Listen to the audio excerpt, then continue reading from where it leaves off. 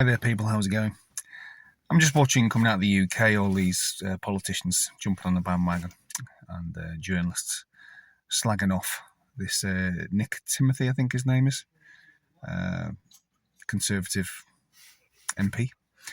Yeah, and what he said in Parliament about Sadiq Khan and thousands of Muslims praying at Trafalgar Square. In my opinion, he was right to do that, and it should be called out. Sadiq Khan is he's a Trojan horse. I think Islam is a Trojan horse in the UK. I think Islam is a Trojan horse in all Western nations, but that's just my opinion. And I'm sure I'll get slagged off for saying that. But anyway, but to watch these politicians and TV pundits piling it into this fella, it just stinks, doesn't it? It stinks. How cowardly has the UK become with these dirty, rotten scoundrel MPs just jumping on board? They just can't stop appeasing. They're appeasing and grovelling, crawling on their bellies to Islam because they know what Islam does, what their people do to people who question them. The only reason I believe Britain didn't join in with Donald Trump, the United States, attacking Iran is because Britain is chock full of Muslims in all our major cities and towns.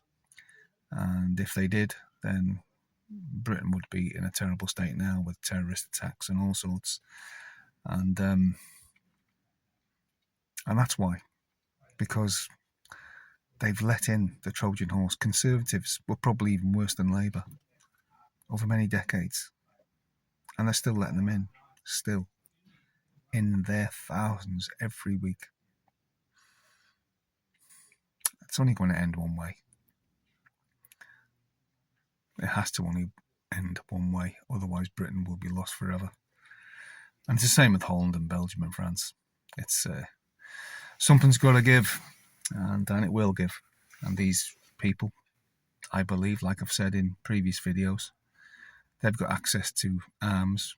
And I've said in previous videos where those arms are. I have no doubt whatsoever where those arms are. All kinds of weapons they've got, much like they would have in any Middle Eastern country that they've terrorised for decades and decades.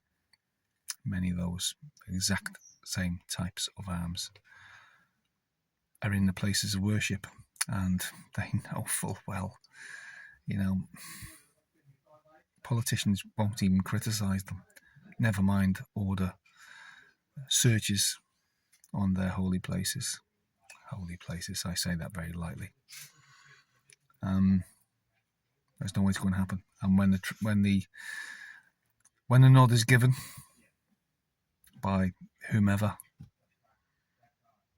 it'll all go off, and it will go off. And we're seeing now a reaction by the men of Britain and women, but mostly men, who are getting more and more brazen now. They feel emboldened, empowered to protest against what these politicians have let happen for decades.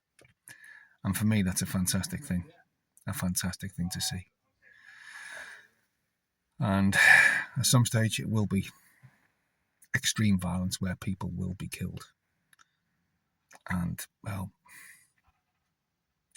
it has to happen. It just has to happen.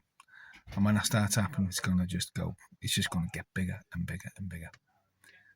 And these politicians have allowed it, and journalists that have supported it and called all these people far right and neo-Nazi, especially people like Tommy Robinson and all these YouTubers and commentators. These journalists have done these terrible crimes against the British people.